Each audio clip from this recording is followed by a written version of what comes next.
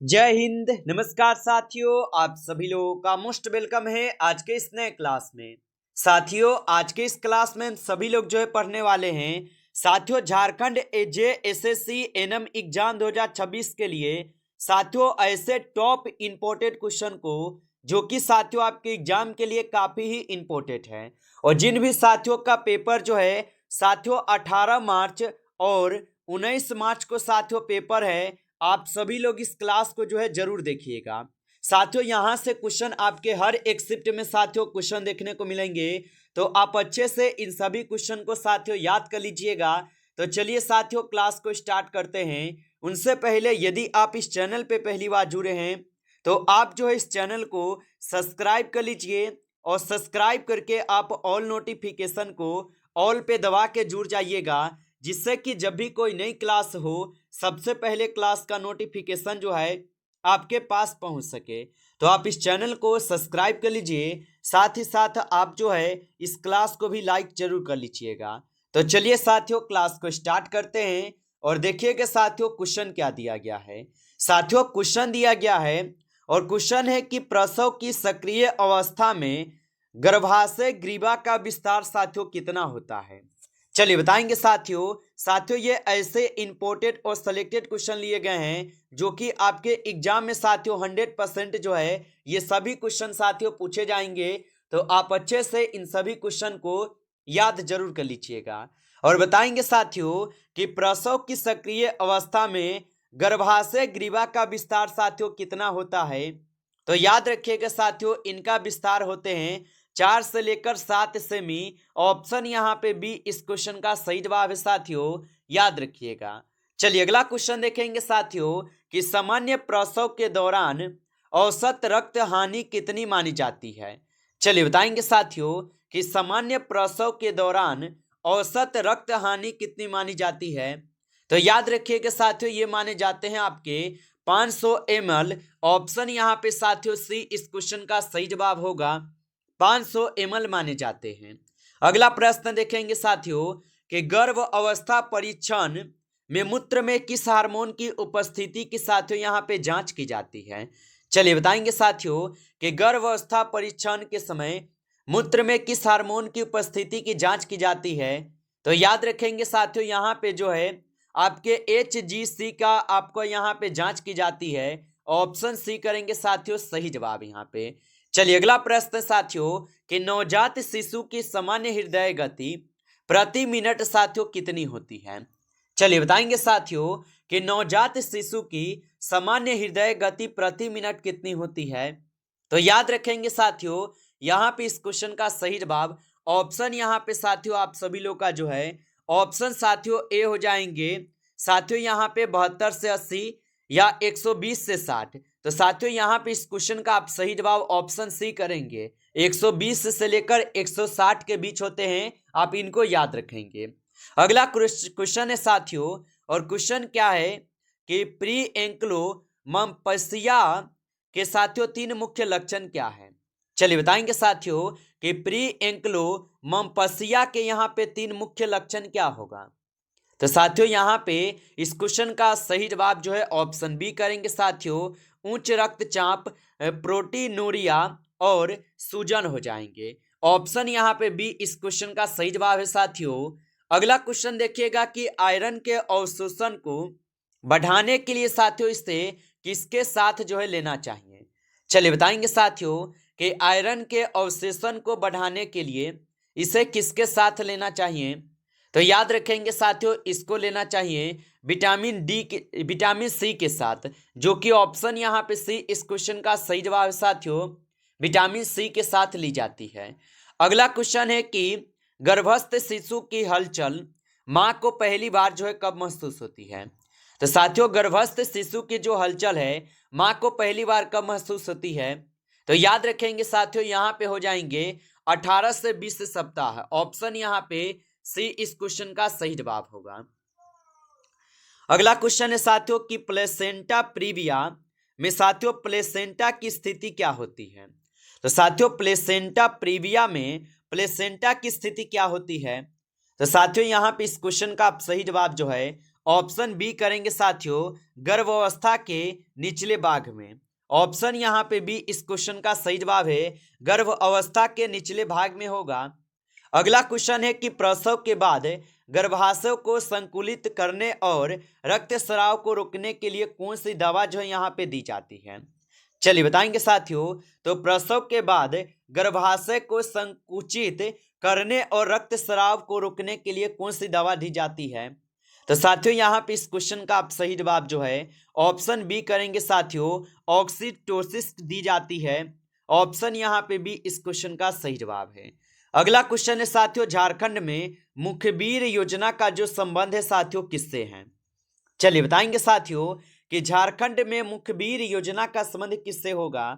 तो याद रखेंगे साथियों यहाँ पे इस क्वेश्चन का सही जवाब ऑप्शन यहाँ पे साथियों बी हो जाएंगे कन्या भ्रूण हत्या और लिंग परीक्षण रोकने से। ऑप्शन यहाँ पे बी इस क्वेश्चन का सही जवाब है।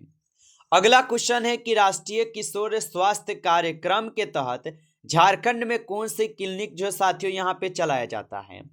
चलिए बताएंगे साथियों कि राष्ट्रीय किशोर स्वास्थ्य कार्यक्रम के तहत झारखंड में कौन सी क्लिनिक चलाया जाता है।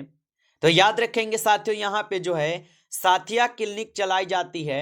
ऑप्शन यहाँ पे बी इस क्वेश्चन का सही जवाब है, साथिया क्लिनिक चलाई जाती है। अगला क्वेश्चन है साथियों कि झारखंड के प्रथम चिकित्सा महाविद्यालय का क्या नाम है।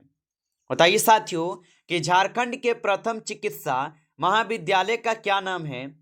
तो साथियों यहाँ पे इस क्वेश्चन का आप सही जवाब जो है ऑप्शन ए करेंगे साथियों रिम्स रांची। ऑप्शन ए यहाँ पे सही जवाब होगा, याद रखेंगे। अगला क्वेश्चन है कि एक एनम को ग्रामीण स्तर पर किसके साथ जो है समन्वय करना होता है।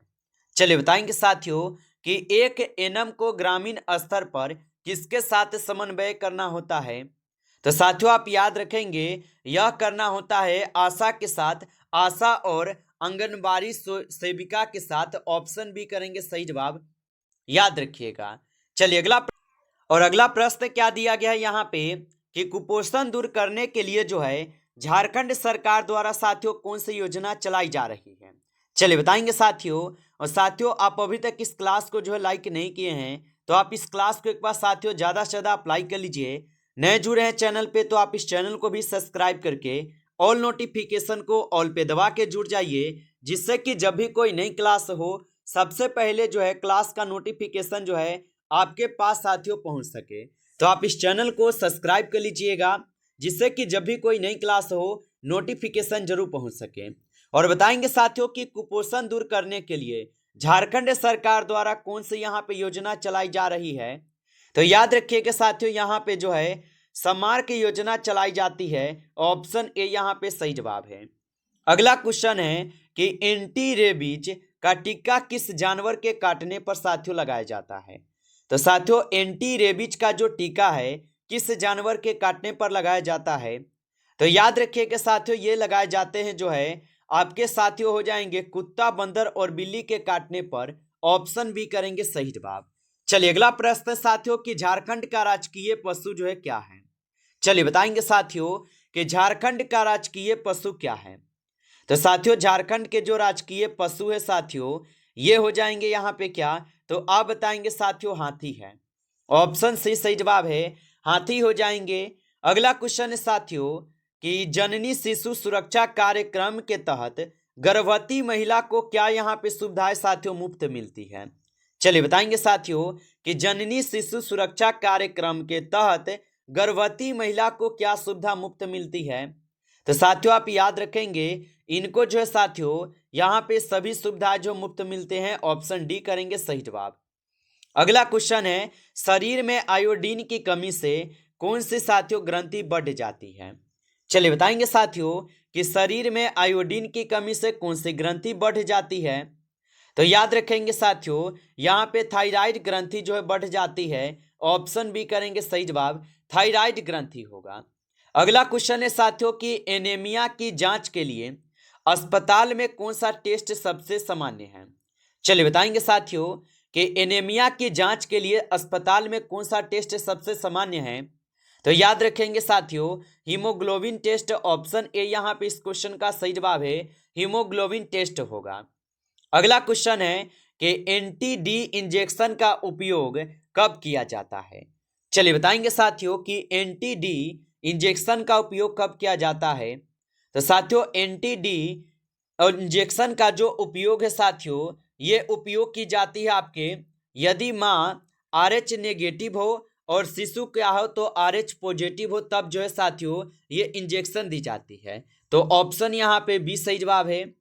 अगला क्वेश्चन है साथियों कि विटामिन ए की पहली खुराक जो है किस आयु में दी जाती है। चलिए बताएंगे साथियों कि विटामिन ए की पहली खुराक किस आयु में दी जाती है। तो साथियों ये दी जाती है 9 महीने पर। ऑप्शन यहाँ पे सी इस क्वेश्चन के सही जवाब है साथियों, 9 महीने पे। अगला क्वेश्चन है कि पल्स पोलियो अभियान में इस्तेमाल होने वाली वैक्सीन कौन सी है। तो साथियों पल्स पोलियो अभियान में इस्तेमाल होने वाली वैक्सीन कौन सी है।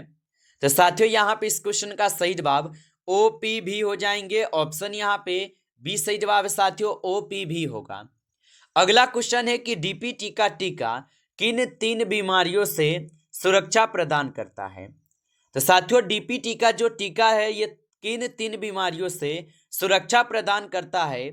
तो याद रखिएगा साथियों यहाँ पे इस क्वेश्चन का सही जवाब ऑप्शन बी हो जाएंगे, डिप्थीरिया, परट्यूजिसिस और काली खांसी और टिटनेस से। ऑप्शन यहाँ पे बी इस क्वेश्चन का सही जवाब है।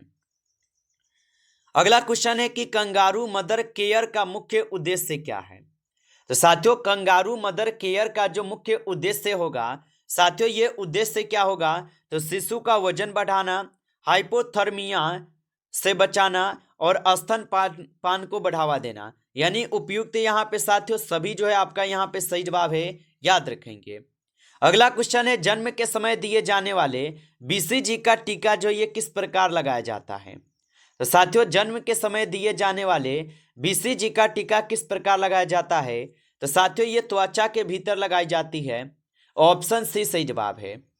अगला क्वेश्चन है खसरा का टीका किस मार्ग से दिया जाता है।